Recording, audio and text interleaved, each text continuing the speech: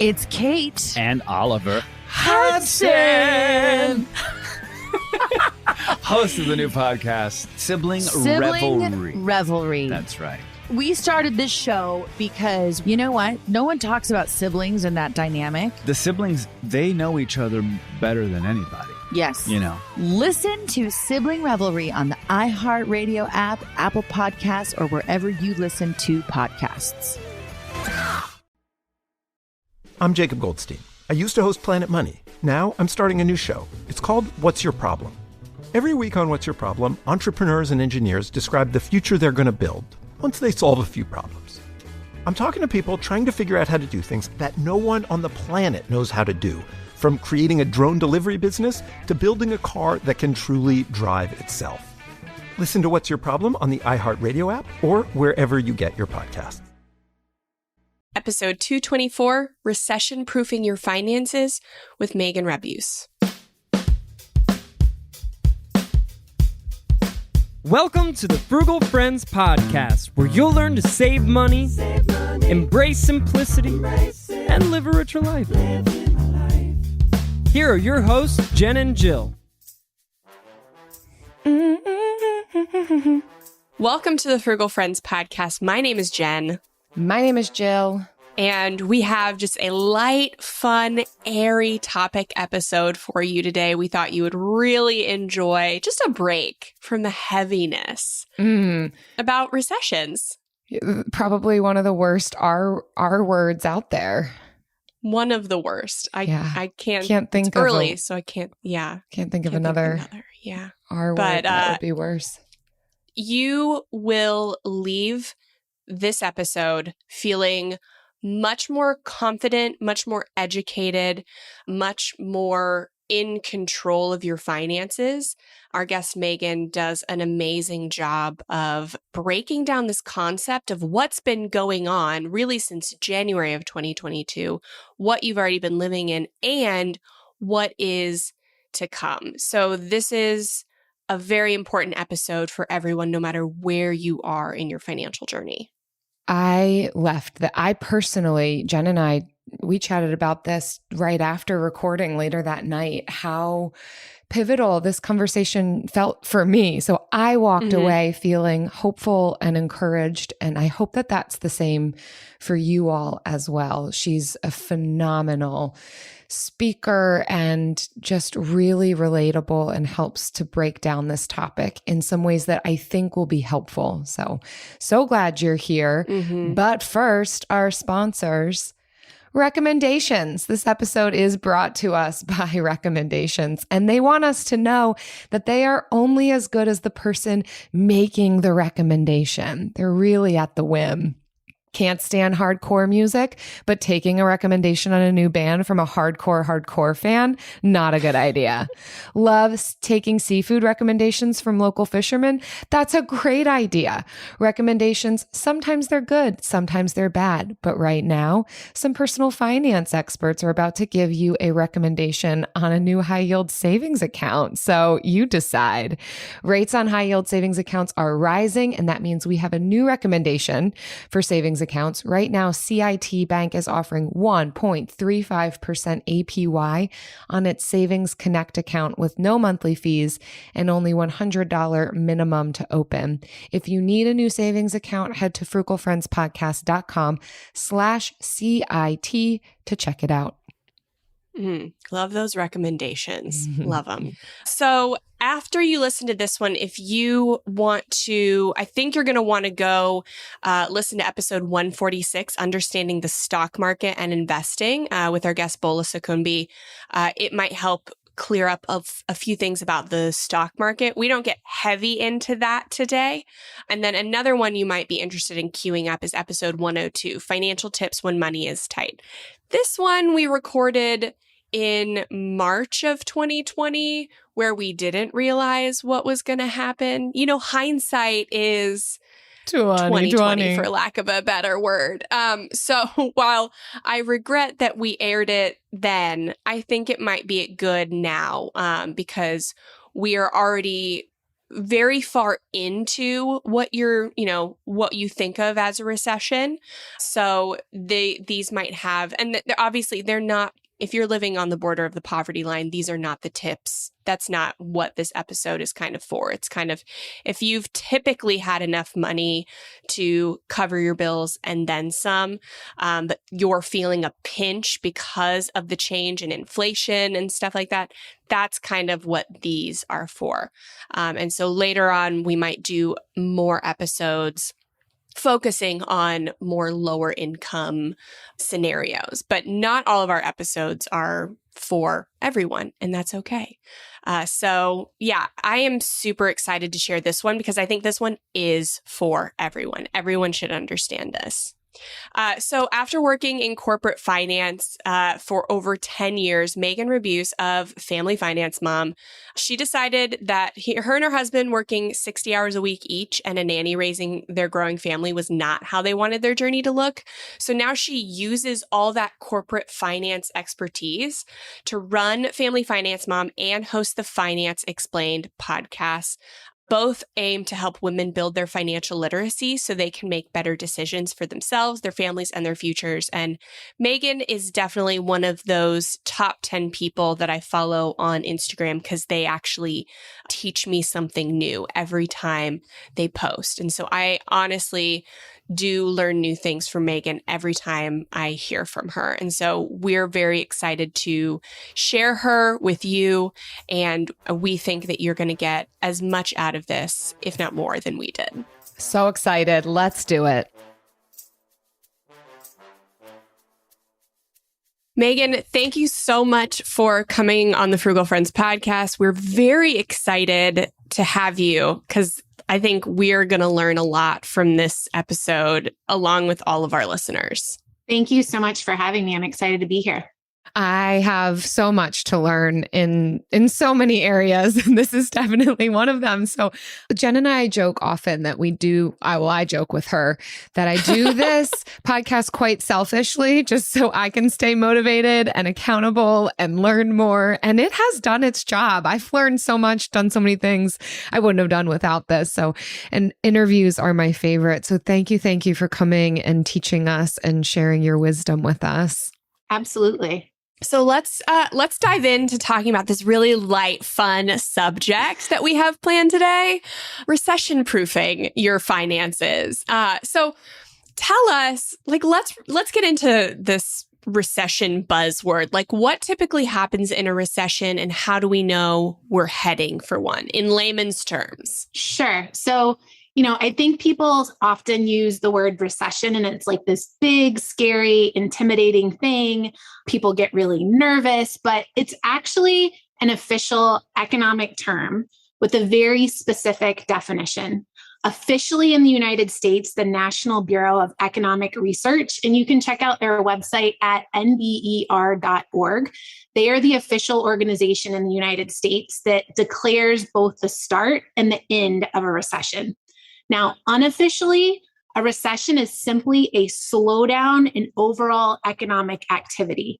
And in the US, we define economic activity as gross domestic product, or GDP is what you might hear kind of commonly mentioned. And it's basically measuring the value of all the goods and services produced in the United States over a specific period of time. And so the unofficial definition of a recession is 2 consecutive quarters of negative real GDP growth. So let me break those terms down kind of even further. So negative means instead of increasing quarter over quarter, it's declining. And real GDP means growth absent the benefit of inflation. So if you think about what's been going on in the current economy over the last year or so, inflation has been really high, much higher than normal. And so in order for real GDP to increase, it means that if you strip out all the benefit of price increases, is the economy still growing? And what we had happen in the first quarter was it didn't. There was actually a decline in GDP in Q1, which ended back in March. Q2 officially ends this week. actually today as we're recording this. And then usually there's about a 1 month lag before the data on GDP gets released. So sometime around the end of July, that Q2 number will come out. My inclination, given kind of everything I've seen coming out of like things like corporate earnings reports, monthly reports on consumer retail sales and things like that, my inclination is that we're already in a recession. The data just hasn't come out yet for it to be officially announced. And that's very common. Like it typically is going to get announced on a lag because of the way the data comes out. And likely my guess, and this is just my educated guess, it's not been officially announced yet, is that come the end of July, when the data comes out, the National Bureau of Economic Research will say, hey, peak GDP was December of 2020. What year are we in? 2022, 2021. And that we've already been in a recession, most likely since probably January or February of this year.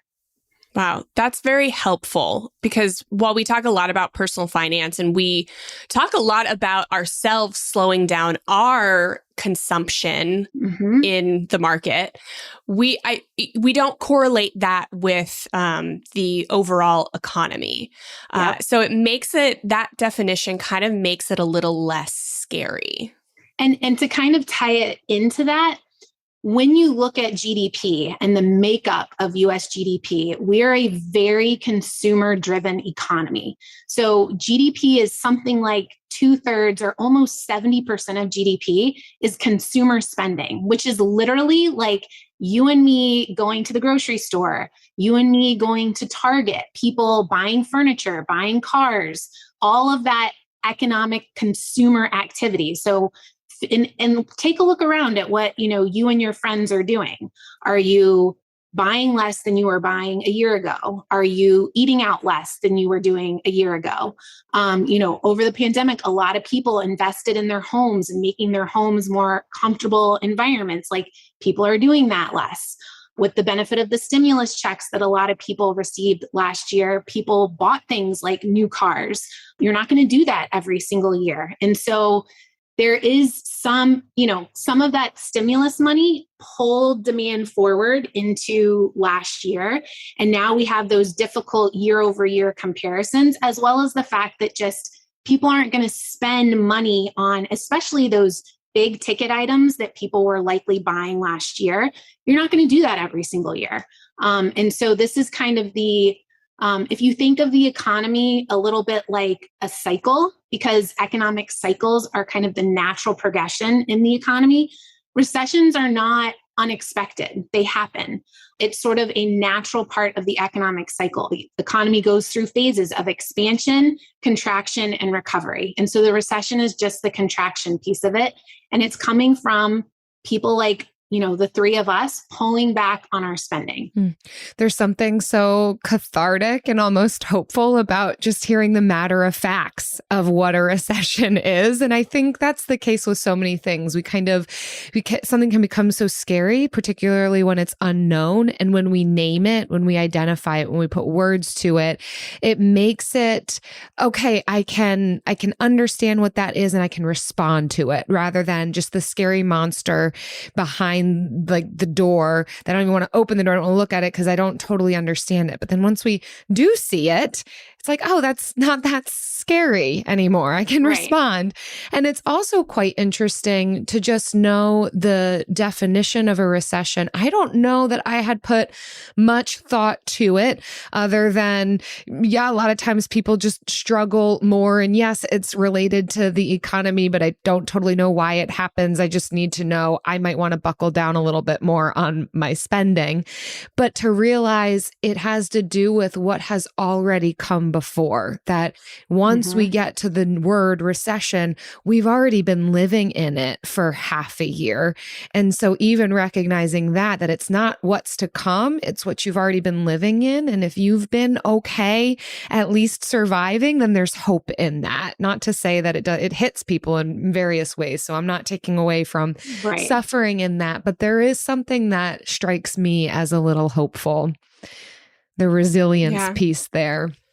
Yeah, I had one question that I thought of while you were talking, Meghan. Sure. And do you think that some of the GDP growth from last year was maybe a little artificially inflated or faster than it would have been? I mean, absolutely. And you saw it. So we can break GDP or gross domestic product down into various pieces. And historically, like I said, the US is a very consumer driven economy. Over the last, call it 70 years, that consumer spending has shifted away from goods, so physical objects, and much more towards services. And so what happened if we think about what went on over the last 2 years, the services side of the equation, which today makes up the bulk of consumer spending in the US, in many ways got shut down, right? And so people, whether it was during COVID lockdowns, people weren't traveling as much, we weren't eating out as much. Some restaurants closed entirely. And what happened is those first round of stimulus checks were coming out, and the businesses that they should have helped the most were kind of all those service businesses that we couldn't go spend at, right? Or we weren't comfortable going out and spending, or we weren't comfortable going out and traveling. So instead, you had this big boon in spending on goods, in particular, durable goods. And that's where we saw a lot of some of the inflationary impact. Because if you think about the way our economy functions, the US economy is very stable, typically. It's very predictable. Companies and businesses plan for things like inventory and production based on that predictability and consistency. And the pandemic kind of threw a wrench into all of that. That's some of why you're seeing inflation. It also is some of what, when people got those stimulus checks, they spent a lot of money on goods that they wouldn't normally spend. And so to your point, that's some of that shift in the pulling forward of consumer spending. And we're cycling against that. And especially on the durable goods side of the equation. So you'll hear the goods piece of GDP broken into durable and non-durable. Think of durable as anything that lasts more than like 1 to 3 years. So things like furniture, things like cars, things like major appliances, those are durable goods.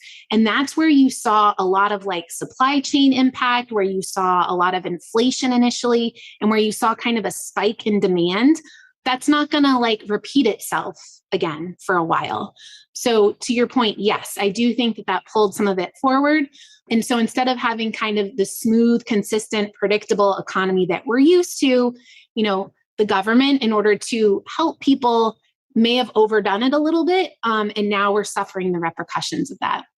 To bring what you're describing to a little bit more of the micro level for individuals, for households, what do these terms mean for a typical household? Recession, inflation, what do you see? What does that mean for people? Sure.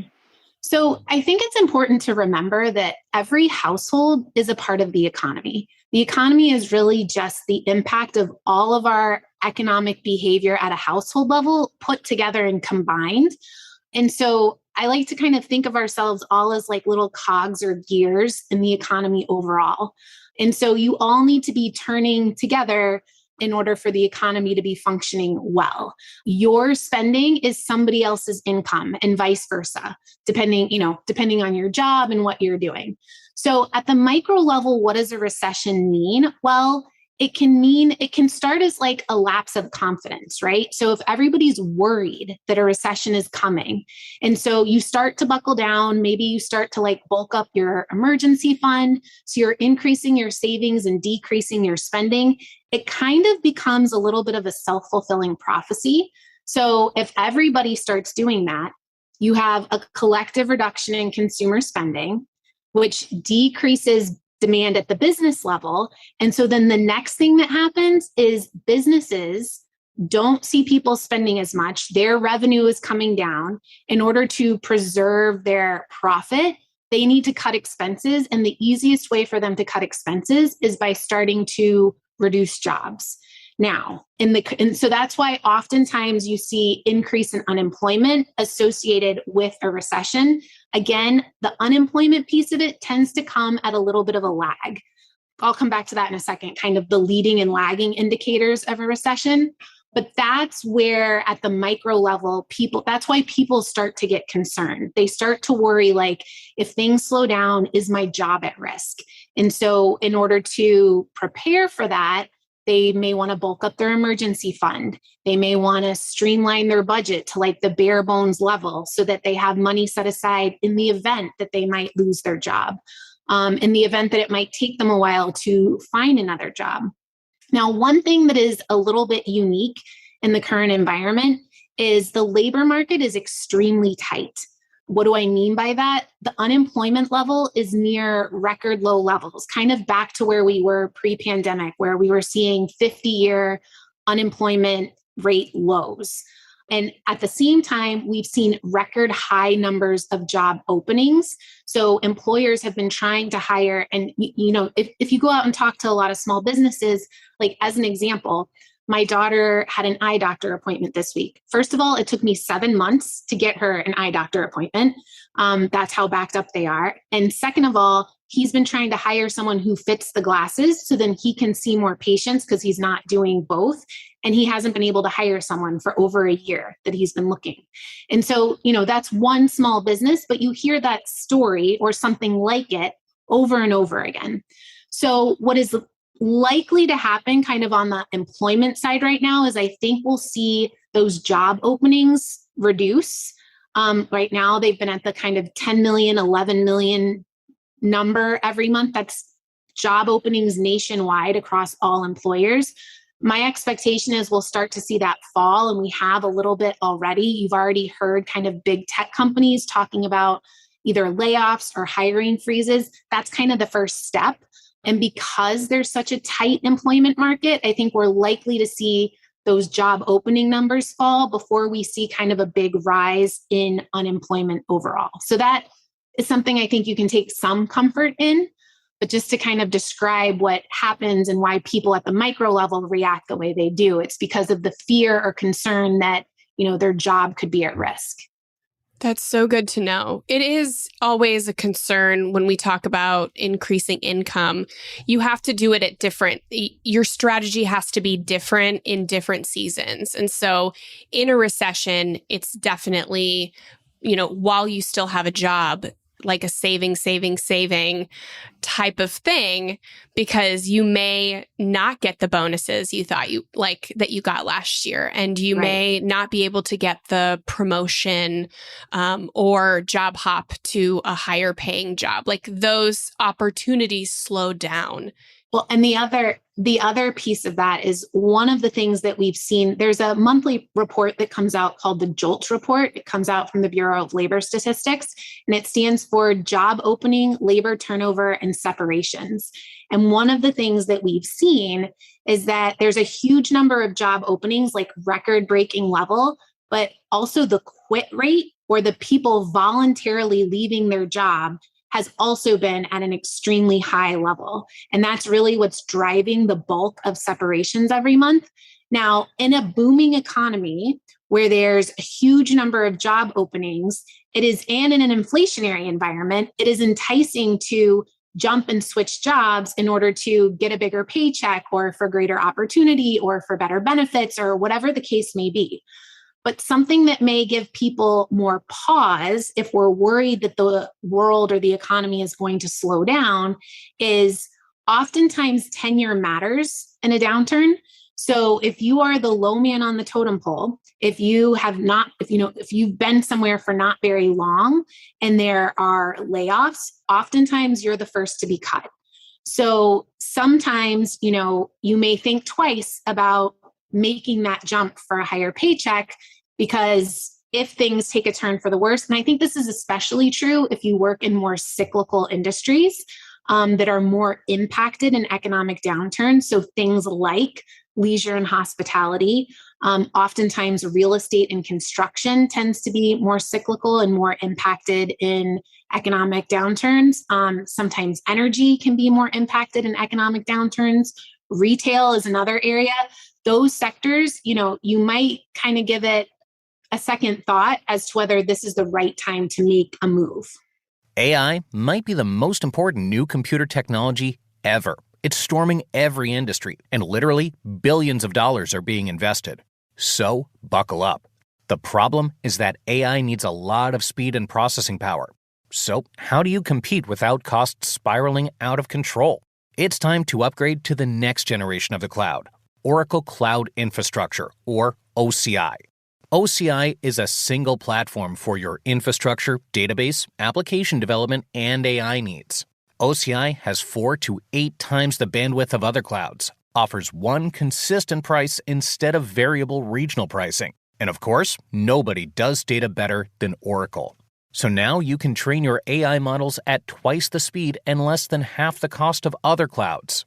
If you want to do more and spend less, like Uber, 8x8, and Databricks Mosaic, take a free test drive of OCI at oracle.com/strategic. That's oracle.com/strategic. oracle.com/strategic. Discover the heartwarming and hilarious world of sibling connections on Sibling Revelry with Kate Hudson and Oliver Hudson. You might be asking yourself, what is sibling revelry? Yeah, well, we just made it up. They'll have some laughs and maybe inspire some people along the way with universal tales of what it's like to grow up with brothers and sisters. We're full-blood siblings, the only full-blood sibling. In our family. Well, not in the world. I mean... No, in the whole world. That's just it. Like, no one... Dive into family tales and explore the human mind with guests like Joel and Benji Madden. And it's fun because we've decided to open it up, to really like all kinds of different siblings. And it's going to be an awesome season. It's more than a podcast. It's a celebration of the ties that bind us. Listen to Sibling Revelry with Kate Hudson and Oliver Hudson on the iHeartRadio app, Apple Podcasts, or wherever you get your podcasts. That's such a good point.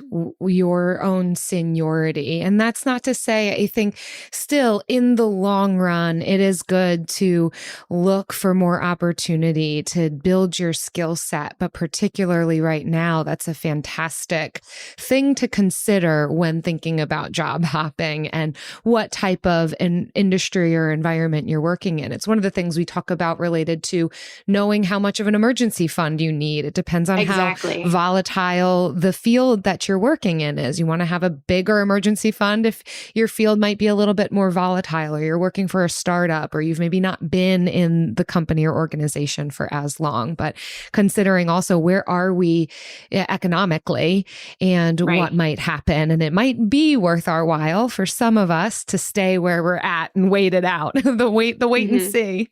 Yeah, just wait and see kind of what happens over the next 6 to 12 months. Mm-hmm. Yeah, because that is advice we have given all the time, is to get a new job to get a higher pay increase. But different times in the economy call for different strategies. That's right. So this is great news to check in with your strategy. And I think industry matters too. Yeah. Absolutely. Yes. So I feel like there's going to be like two types of listeners, and nobody can know who they are yet.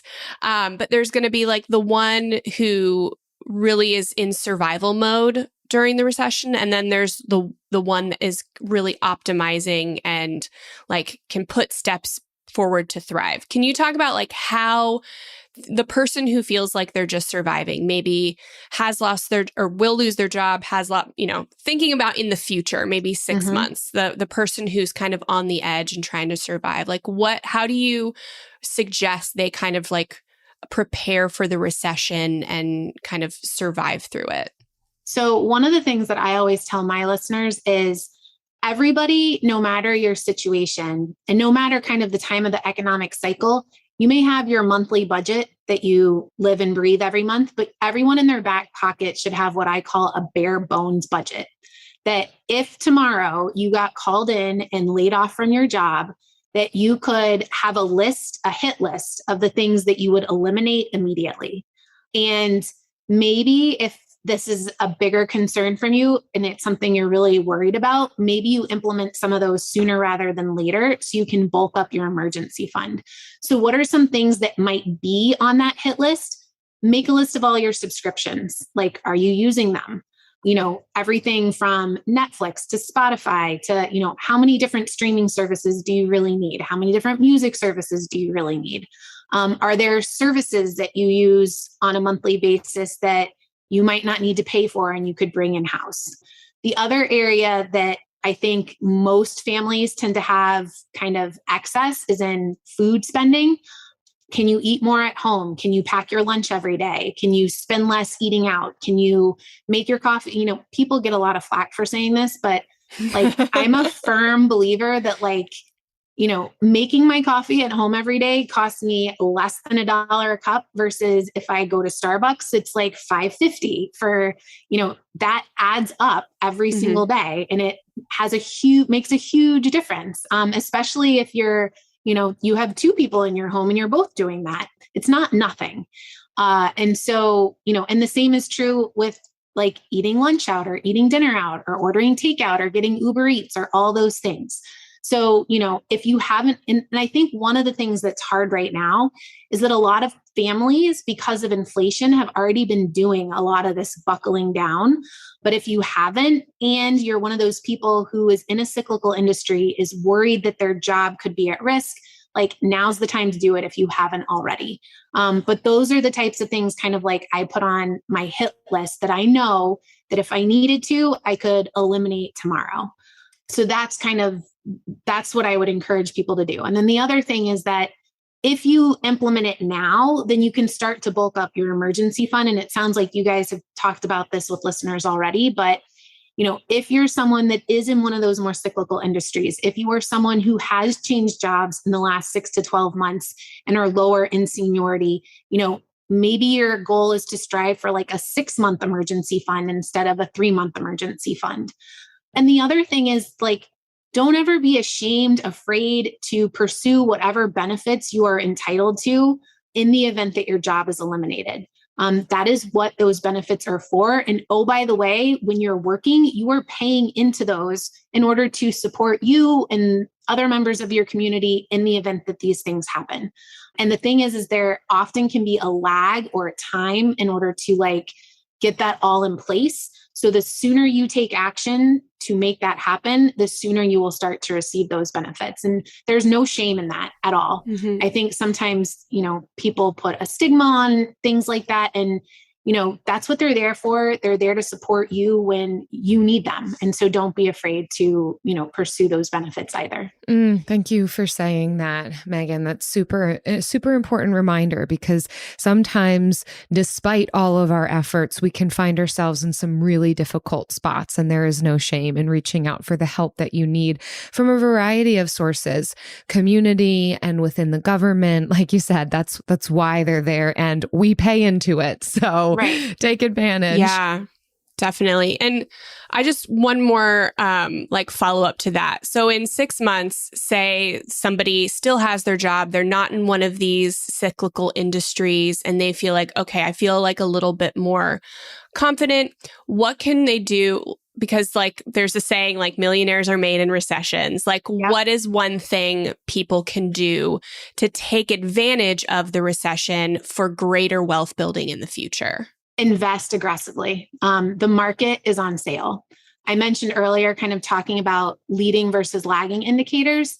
The stock market is typically a leading indicator of a recession. So what we've seen happen, basically like this is the worst first half year of a market performance in like over 50 years. If you look at really successful, long-term successful investors like Warren Buffett, look at the amount of money that they are putting to work right now. This is the time when those people make those huge, long run outsized returns. It's because he sat on cash through the last couple of years. And now he's putting all that cash to work because he's lived through cycles. He knows how this plays out. So I kind of call it like the Buffett indicator, like watch his quarterly statements and reports. Like when he's putting money to work, if you have excess cash, that's the time to put money to work. And what do I mean by putting money to work? I mean, I think everybody who can afford to should invest consistently on a monthly basis. You know, you should contribute to your 401k.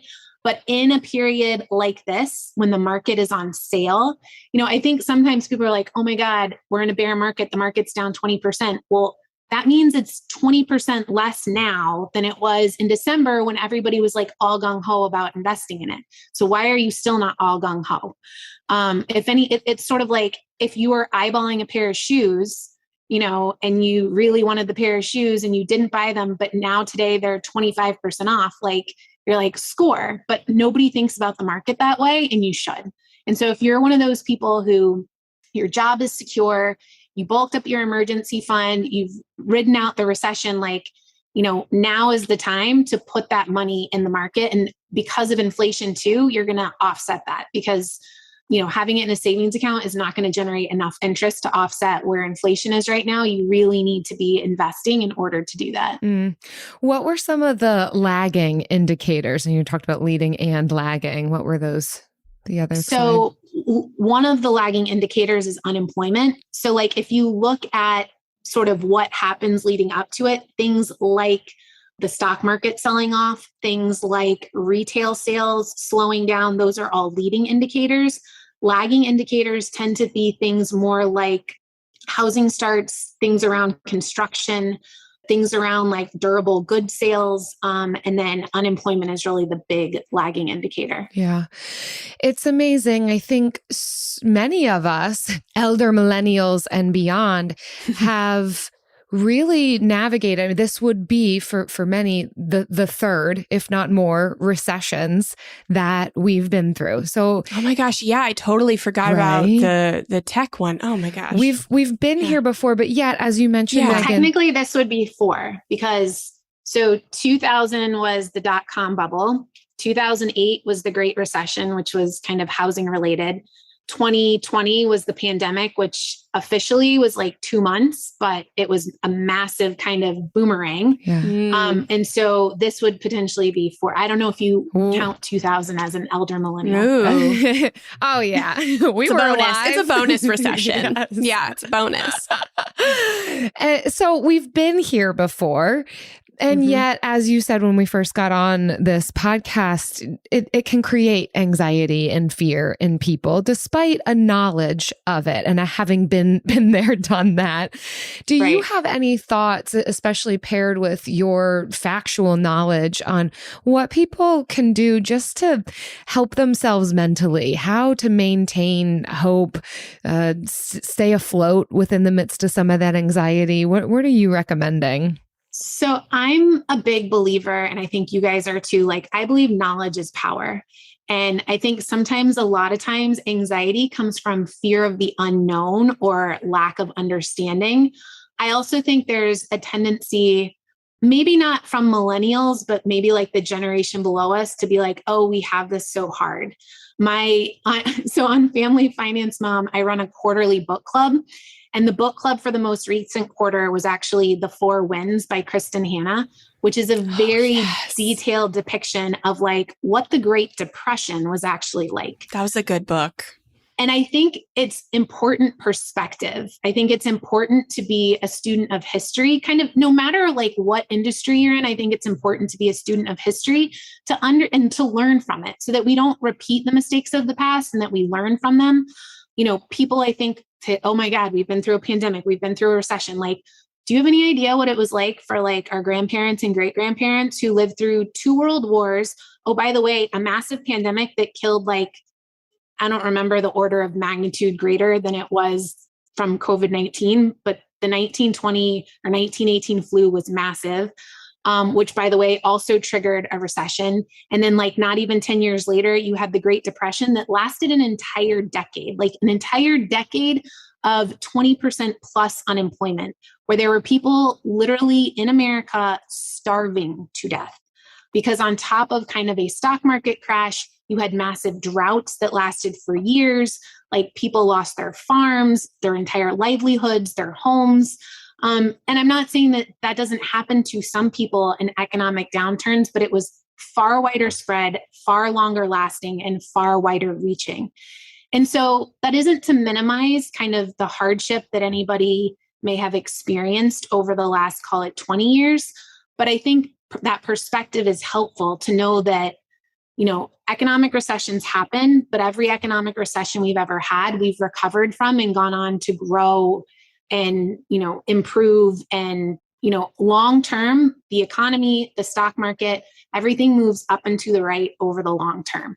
So what's important is to set yourself up so that you're not living at the very edge of your means, such that when there are these temporary contractions, that you can't survive them financially. I appreciate so much of what you're saying, the knowledge, the naming it, the dispelling fear and anxiety by facing it, and educating on history. I think this reframe that you're providing for us, I know even in the clinical world, I hear a lot of people say, oh, but other people have it worse. Other people have it worse. And as if to minimize their own circumstances and maybe not look at the pain that their current circumstances are providing. And it's not always helpful to just focus on, well, yes, this and this happened to me, but so-and-so over here in this country, it's okay. There's always someone who has it worse. Right. But I do appreciate the reframe to say, but perspective, because wherever we can get perspective is what's going to be beneficial for us. As you said, not to negate someone's suffering or difficulty, but to allow it to help us to understand that there is post-traumatic growth. There is resilience. There is hope. There is holding the tension of the really amazing, beautiful, flourishing times and the kind of awful times, non-beneficial times. And I think one of the things that I think people tend to lose sight of is that things like bankruptcy laws, for example, are designed to give businesses, individuals kind of a clean slate to then recover. And so I kind of think of recessions in a similar capacity. It kind of, from a business perspective, it weeds out the, businesses that maybe weren't intended to survive, which frees up those resources to go work somewhere that is thriving and growing. And if you look kind of over history on a corporate history, some of the most successful businesses in the world have come out of periods of economic downturns. And it's because you free up talent, you free up capital resources, you free up, ideas, people who may have been locked into some corporate job that they hated, they get laid off and they have nothing to lose at that point. And so they pursue the idea that they've had on the back burner forever. And so I kind of like to think of recessions as that clean slate period for those who maybe when times are good, they don't have, I don't know what the right word is, the guts or the is it chutzpah? There you go. Yeah. To kind of take that leap. But when, maybe you lose your job, maybe you get a good severance package, whatever the case may be, you now have the opportunity to pursue something like that. And maybe that's the next best thing or the next great thing. Well, necessity is the mother of invention. And I think just anecdotally, I see this in my grandmother and people of her generation. She lived through the Great Depression and she's one of the most resourceful people I have ever met. And some of the things that came out of that time, we continue to benefit from in many ways. That's apart right. from a recession. I think we're trying to get back to, man, how did we get to all these throwaway convenience products? It's not good for our environment. It's not good for us. So there's so much too that can happen even in the midst of, not apart from. So even as we walk through this time that might feel tight or pressing, there can be even good, joyous, creative things that happen now. So holding the hope even through it, not just hanging on, gripping until it's all over, but also keeping our eyes open to the beautiful that might be right in front of us. Yeah. You know what else is beautiful that's always right in front of us every single week? And provides that joy in the midst. Yes. The Bill of the Week.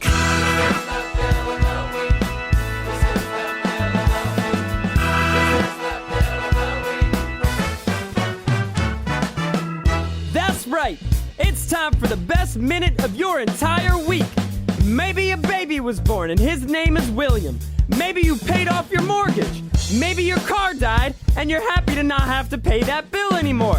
Duck bills, Buffalo Bills, Bill Clinton. This is the Bill of the Week. Meghan, every week we invite our listeners and our guests to share with us their favorite bill for the week. and we would love to hear yours. Sure. So I used to mercilessly make fun of my husband for this, Bill, but we are one of those people that have a monthly car wash membership. And to your point about, making things last, I personally drive a 15-year-old Tahoe with like 140,000 miles on it.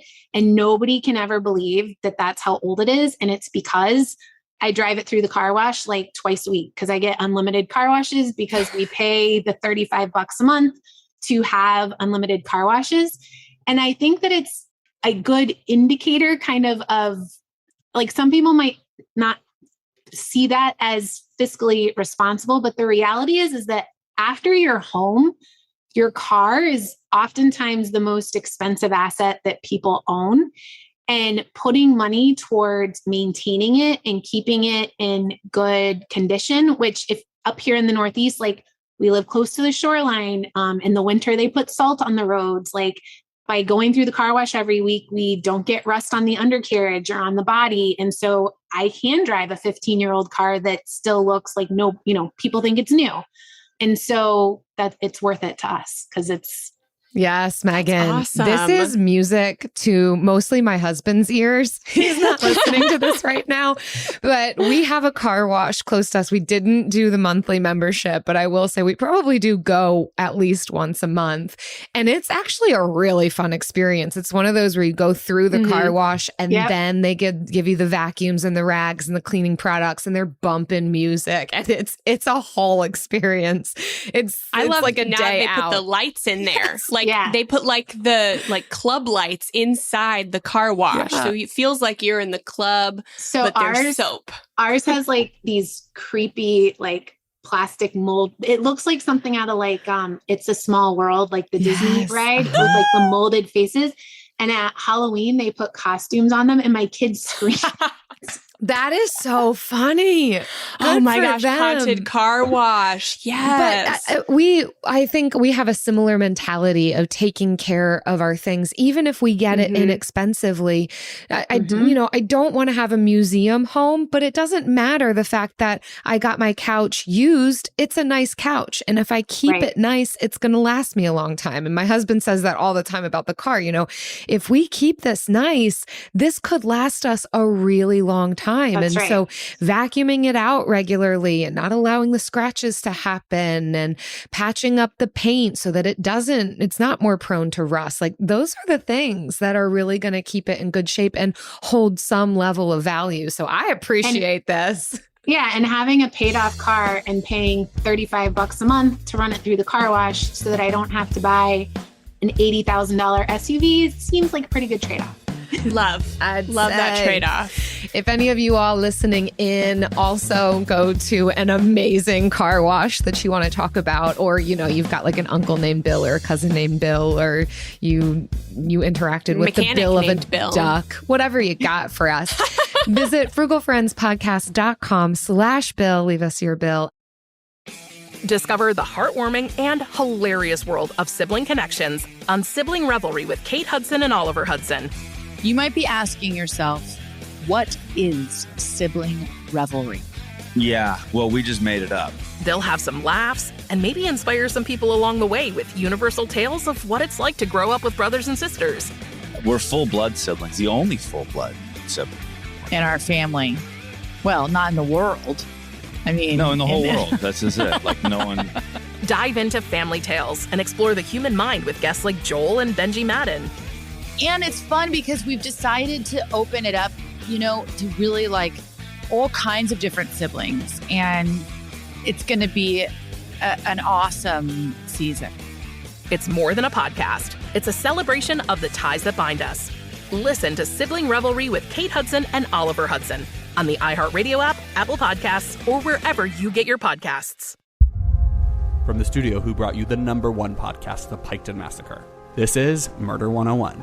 A group of high school students started a project to research a string of unsolved murders. Those murders happened in the mid-1980s. He's out there doing stuff. He just didn't stop. Everything that the students predicted through their profile turned out to be accurate. Redhead killer profile.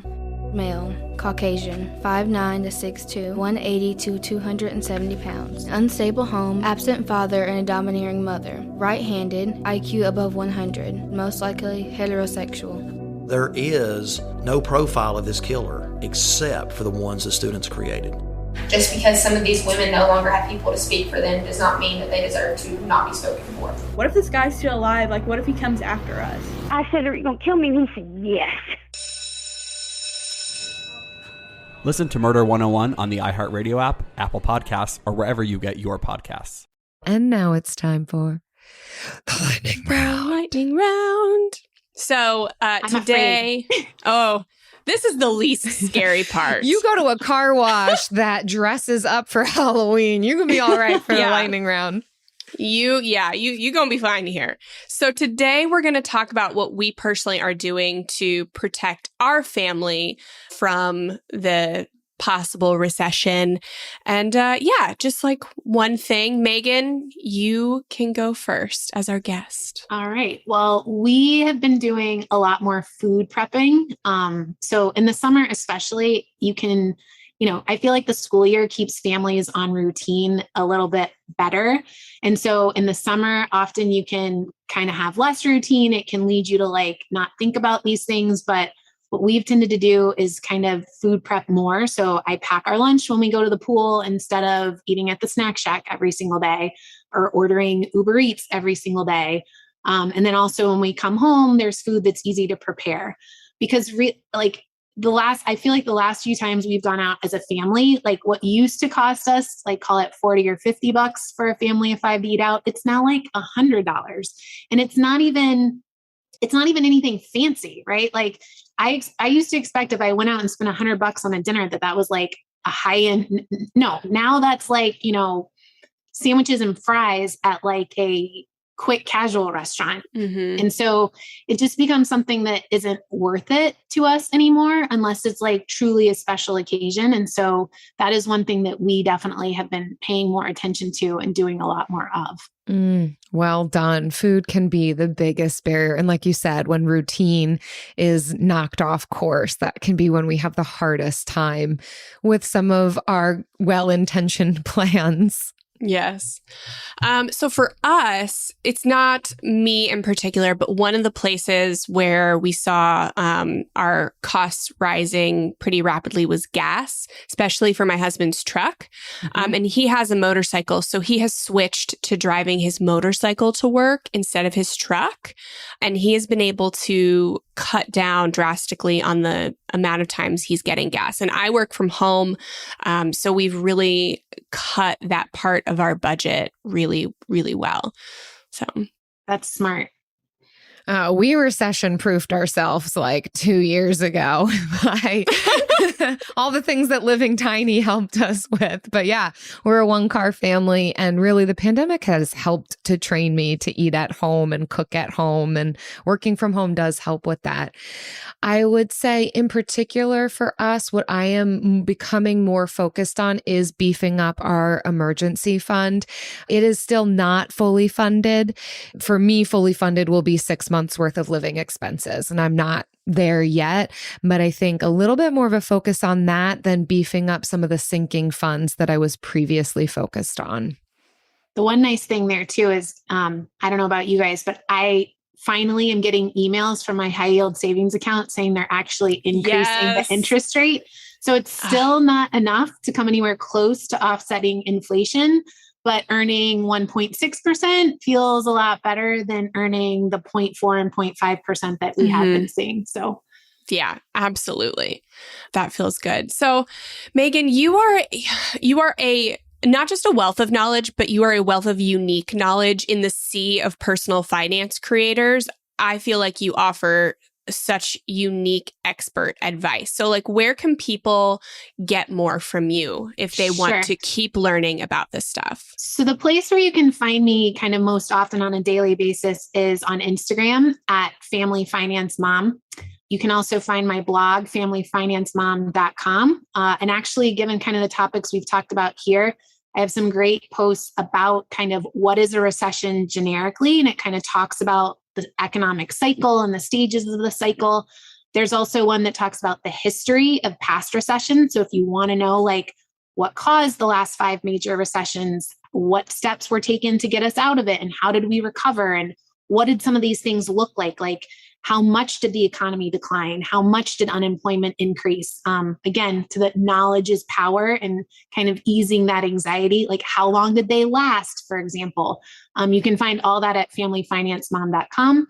And I'm off for the summer, but in the fall, the 3rd season of Finance Explained will start, which is my podcast. It covers the top 3 financial headlines of the week. And then each week is a deep dive, usually an interview, sometimes like my own research on a current topic that people are asking that I'm getting a lot of questions about. So those are all places, if you want to deepen your financial literacy and your financial knowledge, you can check out. Amazing. You have made this complicated topic so much more attainable and understandable. Mm-hmm. You've just got a really amazing way of teaching and explaining. So I'm excited for our listeners to get more from you. And thank you for sharing on our podcast. Thank you so much. I appreciate you guys having me.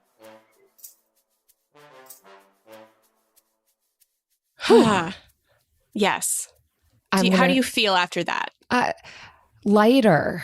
I think, and with more understanding. And it's amazing what just 30 minutes of talking to someone who knows what they're talking about can do for a topic that is really heavy, is impacting people, of course, in various ways. Some of us are more concerned and worried than others, and that is to be expected. But I think hopefully for anyone in whatever situation they're in could find more lightheartedness or encouragement or hope, or at least a tool or a resource or a anchor to help continue moving through this time. I think I'm walking away with new insights on what recession means, on what we've already been facing, what we might face going forward. And also glad to have a community to be able to brainstorm new ways, because we don't yet still know what is to come. History can help us understand that a bit. Knowing what has happened in the past can help to inform the future. But I think also just surrounding ourselves with these amazing people who know and have experienced, and various tips, both from those that we interview and those in our community. So I'm just ultimately hopeful. Yeah, same. I didn't realize that we were so close to having a recession possibly announced when we scheduled this interview. And so it just is coming out at the right time. So I think this is going to be a topic that your friends and your family and your coworkers are going to be talking about. And now you know kind of how, if they're worried, you can kind of speak hope into their lives. And when the media is trying to maybe really scare you, you can have some perspective. And so I'm very glad that this episode's releasing when it is, because should they announce that we are in a recession, this is all they're going to talk about for the next month or two. And so to have this perspective, I think is going to be really powerful when making spending decisions. I think one of my anchors is going to be just the knowledge about how a recession ends up becoming the title of the time that we're in, just the economic definition of it being that we've already been in it for 6 months. And so for me, that's a bit of an anchor. Well, how have I done for the past 6 months? Maybe I've not been thriving, but I'm okay. I'm still standing. So, all right, then keep putting one foot in front of the other with the things I've already been doing. And if shifts need to be made, then shifts can be made. And if community is necessary, then yes, reach out for support from your community. If you need more resources, let's, again, reach out to community, take advantage of what's available to us. There's no shame in that. So, absolutely. So thank you so much for listening. Yeah, thank you for listening to this. And if you think it could be helpful for somebody in your life, share it. This is going to be a really widely talked about topic for the next few months. So please share this episode if you think it could be helpful to somebody. And if you want more support and community, we have a private community where we do monthly money challenges and offer accountability groups. And we always get big wins in there, even during a recession. So we want to share this one from our member, Laura. She said, I've been stressed and overwhelmed recently with an increase of unexpected expenses. Nothing bad, just seemingly a lot all at once. However, today I'm feeling very grateful and I want to share. And she invited people in the comments of our group to share what they're grateful for or happy, excited about, big or small. And she says, firstly, I'm so grateful to Jen and Jill in this membership. Secondly, for my accountability group who are so supportive. Shout out to Bills. We have the best names for accountability groups in our membership. People continue to amaze me, especially our members, just the creativity, the wit, the wins. It's so great. So congratulations, Lauren, and everyone else in our membership who just keeps crushing it. Yes. So thank you for listening. If you want to check out our monthly challenge community, head to frugalfriendspodcast.com/club to see what challenge we have coming up next.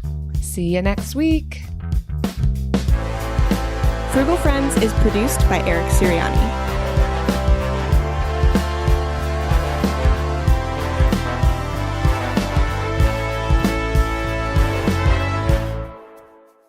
Although I guess now that we've got 2 episodes, it's like, see you later in the week and then see you next week.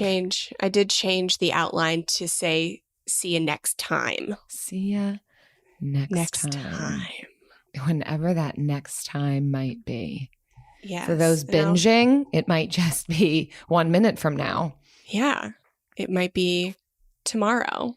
Mm-hmm. It might be in a few weeks when you find the next episode that really speaks to you.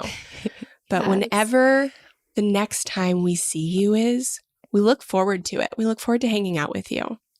And just with your coffee or your water. Yeah. And we're here with it too.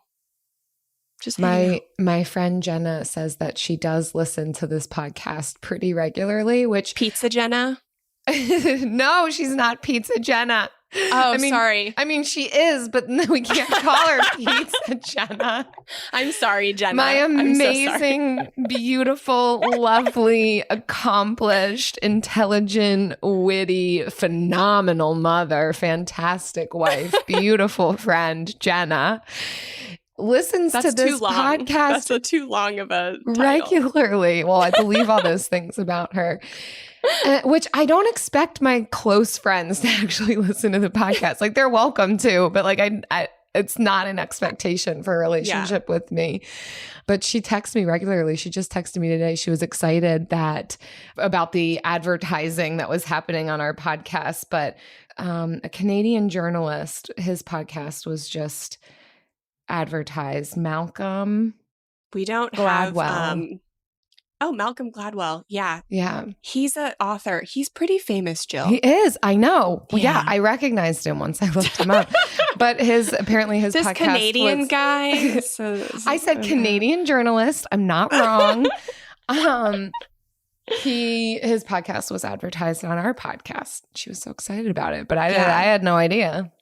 That's awesome. We don't have a control over the specific ads people hear because they are, you could be listening to one and Jenna could be listening to one and the same episode and you get different ads based on where you are. It's pretty fascinating. We still don't understand how it works, but it is really fun to think about. But we're here for it. Yeah, but we do have control over the types of ads that play. Maybe one day we'll get into that. We'll get into our funny story about our first advertiser that we had to decline. First ad request, and then we had to say no to it. So who knows if they're going to offer us any more. I know, right? They will have to. We're under contract. They have to. We'll get in that story eventually. That'll be a fun one. All right. Well, see you later. Discover the heartwarming and hilarious world of sibling connections on Sibling Revelry with Kate Hudson and Oliver Hudson. Dive into family tales, explore the human mind, and laugh with guests like Joel and Benji Madden.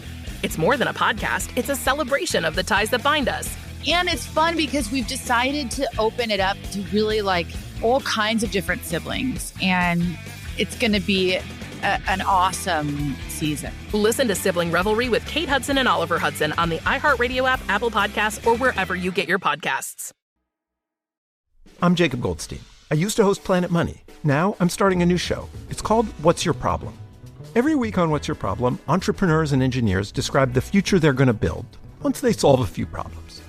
I'm talking to people trying to figure out how to do things that no one on the planet knows how to do, from creating a drone delivery business to building a car that can truly drive itself.